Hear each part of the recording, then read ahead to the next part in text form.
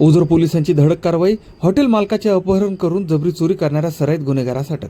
निफाड तालुक्यातील कसबे सुकेने येथील हॉटेल व्यावसायिकाचे अपहरण करून जबरी चोरी करणाऱ्या सराईत गुन्हेगारास ओझर पोलिसांनी अटक केली असून गुन्ह्यात वापरण्यात आलेले वाहनही जप्त करण्यात आले आहे. 17 जून 2026 रोजी मध्यरात्री कसबे सुकेन येथील हॉटेल मालक प्रवीण मनोहर सोनोने हे हॉटेल बंद करून घरी जात असताना निळ्या रंगाच्या कारमधून आलेल्या 4 इसमांनी त्यांना जबरदस्तीने वाहनात बसवून अपहरण केले होते. आरोपींनी त्यांच्याकडील 15,000 रुपये रोख, मोबाईल फोन व इतर मौल्यवान वस्तू हुसकावून नेल्या. तसेच त्यांना मारहाण करून दावचवाडी परिसरात नेऊन सोडून देण्यात आले होते. या घटनेनंतर ओझर पोलीस ठाण्यात गुन्हा दाखल करण्यात आला होता. घटनेचे गांभीर्य लक्षात घेऊन पोलीस अधीक्षक DS स्वामी यांच्या आदेशानुसार गुन्ह्याचा तांत्रिक तपास करण्यात आला. CCTV फुटेजच्या आधारे संशयित वाहनाचा माग काढण्यात आला. 2 दिवस पाळत ठेवल्यानंतर 14 जुलै 2026 रोजी पोलिसांनी सागर रामचंद्र जगताप, राहणार शिवून सोसायटी, मानेनगर, धात्रक फाटा, नाशिक यास ताब्यात घेतले. चौकशी दरम्यान आरोपीने आपल्या साथीदारांसह गुन्हा केल्याची कबुली दिली.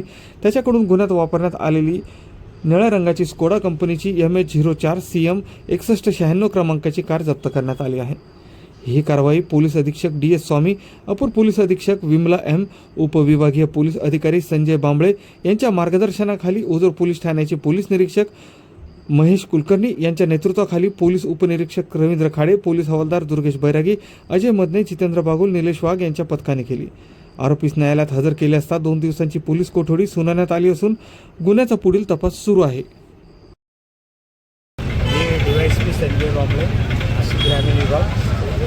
आमचे ओझरचे प्रभारी अधिकारी कुलकर्णी साहेब या ठिकाणी ओझर पोलीस स्टेशन गुन्हा रजिस्टर नंबर 123/2026 हा रॉबरीचा गुन्हा दिनांक 17/6/2026 रोजी दाखल होता.